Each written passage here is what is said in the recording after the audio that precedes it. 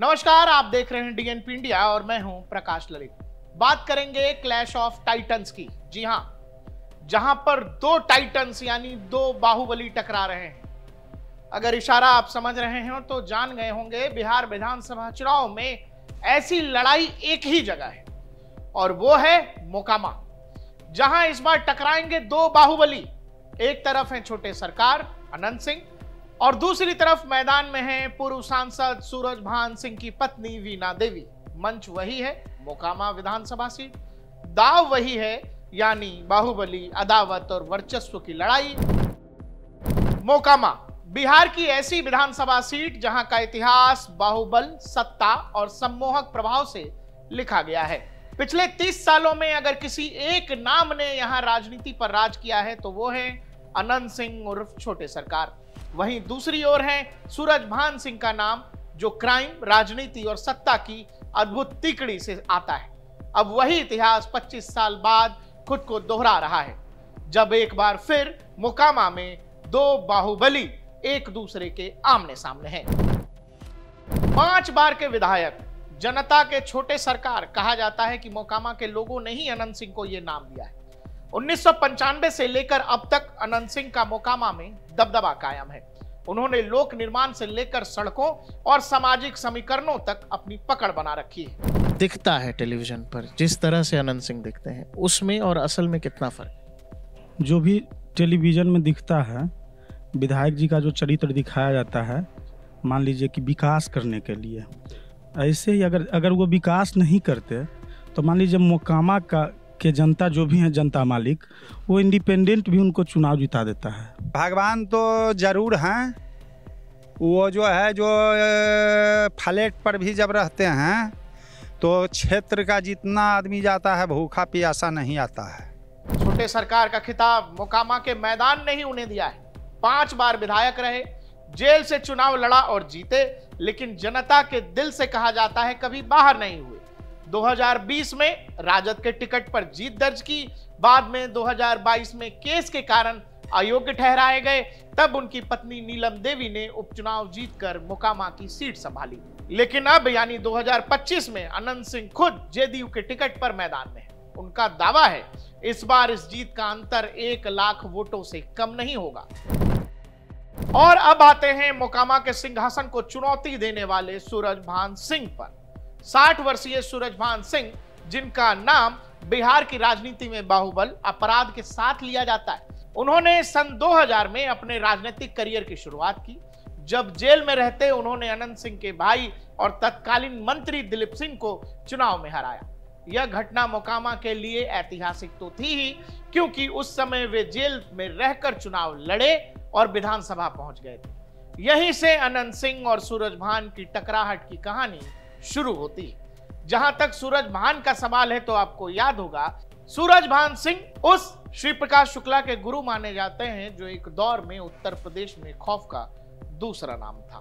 सूरजभान सिंह और अनंत सिंह की टकराहट की कहानी 2000 में शुरू हुई, जो आज तक बिहार की राजनीति में एक क्लासिक फ्यूड का रूप ले चुकी है। जहां तक सवाल सूरजभान सिंह के राजनीतिक सफर का है तो अपराध से संसद तक सूरजभान सिंह पहली बार 2000 में मोकामा से निर्दलीय विधायक बने।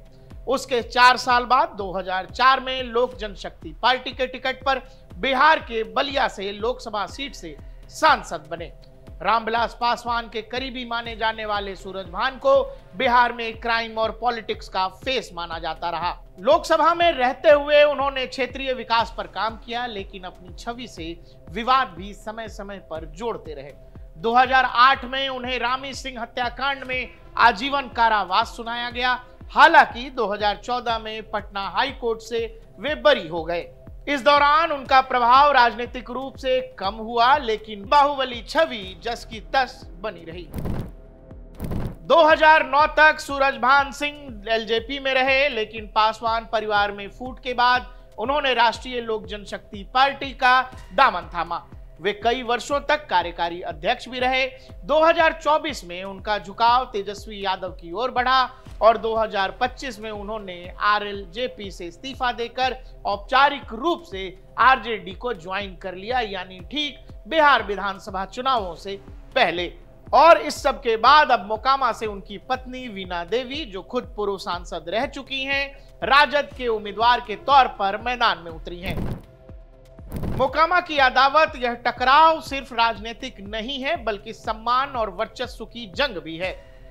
साल 2000 में सूरजभान ने अनंत के भाई को हराया था और अनंत सिंह ने मीडिया के सामने उन्हें सार्वजनिक तौर पर अपशब्द कहे थे। 20-25 सालों में कौन सा फैक्ट्री ऐसा लग गया 70 करोड़ का प्रॉपर्टी आज दिखा रहा है, जो लगातार जीतते आ रहे हैं, वो केवल और केवल अपना दिन प्रतिदिन विकास दर विकास किए जा रहे हैं और मोकामा को एक विकसित शहर से आज चट्टी के रूप में बना करके छोड़ दिए। उस वक्त की वो निजी दुश्मनी आज 25 साल बाद फिर राजनीतिक रूप में लौट आई है। मोकामा का इतिहास कहता है, यहाँ चुनाव सिर्फ जीत हार नहीं, रुतबे की पहचान भी होती है। इसीलिए इस बार सिर्फ 2 उम्मीदवार नहीं, 2 वर्चस्व, 2 पुराने प्रतिद्वंदी और 2 पीढ़ियां आपस में टकरा रही हैं। जातीय समीकरण की बात करें तो मोकामा का चुनावी गणित भूमिहार समुदाय पर टिका हुआ है, जिसकी आबादी करीब 40% है। दोनों ही बाहुबली इसी समाज से आते हैं, यानी जातीय वफादारी का संतुलन यहां बेहद नाजुक है। इसके अलावा यादव, दलित और मुस्लिम मतदाता आरजेडी की ओर झुकते दिखते हैं। तेजस्वी यादव ने इस बार साफ दांव खेला है, यानी भूमिहार कार्ड। सूरजभान को जोड़कर उन्होंने यही समुदाय जेडीयू से छीनने की कोशिश की है, जो लंबे समय से अनंत सिंह के नाम के साथ जुड़ा हुआ है। जहां एक और अनंत सिंह का व्यक्तिगत जनाधार और छोटे सरकार का ब्रांड है, वहीं दूसरी ओर सूरजभान परिवार के पास संगठन और जातिगत समीकरण है। आरजेडी के साथ उनके जुड़ाव ने महागठबंधन के हिस्से में नया आत्मविश्वास भरा है। अनंत सिंह के पास लोकल ग्राउंड नेटवर्क है, वहीं सूरजभान के पास राजनीतिक गठजोड़ की ताकत है। अनंत सिंह ने नामांकन के समय 37 करोड़ की संपत्ति घोषित की है और कहा है विरोधियों की जमानत जब्त होगी, जबकि सूरजभान सिंह ने कहा है मोकामा में 25 साल पहले शुरू हुई बात अब खत्म होगी। अनंत सिंह की पकड़ ग्रामीण बेल्ट और पुराने वोटरों में मजबूत बनी हुई है। वहीं वीणा देवी को सूरजभान के नाम का और तेजस्वी यादव का समर्थन मिल रहा है, जिससे चुनाव एक तरफा नहीं रहा। मतदान से पहले तक मुकाबला कांटे का है। अगर भूमिहार वोट 2 हिस्सों में बट गया तो अल्पसंख्यक और यादव वर्ग का वोट आरजेडी के पक्ष में जाकर समीकरण को छोटे सरकार के खिलाफ कर सकता है। 1990 से लेकर आज तक मोकामा की राजनीति बाहुबली बनाम बाहुबली के इर्द गिर्द घूमती रही है।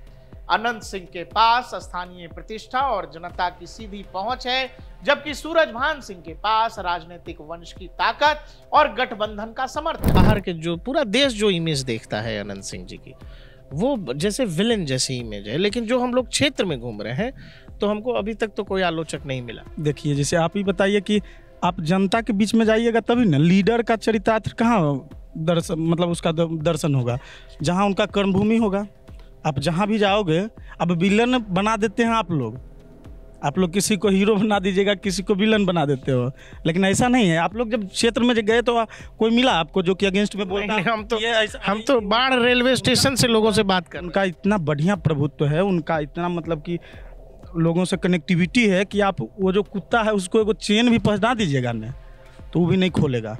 इतना कहीं भी जाइए, कहीं कोई दिक्कत नहीं है। रात में घूमिए, दिन में घूमिए, जहाँ घूमिए कहीं दिक्कत हो या दिन हो, खुलेआम घूमिए, कोई तरह का डर भाई ना। हम लोग जो है बाहर से आते थे न, तो आधा रास्ता जहाँ पर है वहाँ पर चोर छीन लेता था। बाढ़ रेलवे स्टेशन से गांव आते थे, रात हो जाता था तो वहाँ छीन लेता था। ये तार जो बिजली वाला तार जो चलता था, वो तार चरचर खटाल काट लेता था। लेकिन इन्हीं का देन है जो कि वहाँ से चोरी चुपक्का सब गायब हो गया और तार कटना बंद हो गया। मोकामा की लड़ाई को कुछ यूं तरह समझें तो इतिहास खुद को दोहराने के कगार पर है। एक तरफ वह नेता जिसने दशकों तक मोकामा को अपने नियंत्रण में रखा, दूसरी ओर वह परिवार जिसने पहली बार उसी गढ़ में सेंध लगाने का बीड़ा उठाया है। 2025 का यह चुनाव सिर्फ मोकामा की सीट नहीं तय करेगा, यह तय करेगा बिहार की राजनीति में अब भी छोटे सरकार का बोलबाला है या समय अब सूरजभान की वापसी का है। देखते रहिए DNP इंडिया। हर खबर भरोसे के साथ।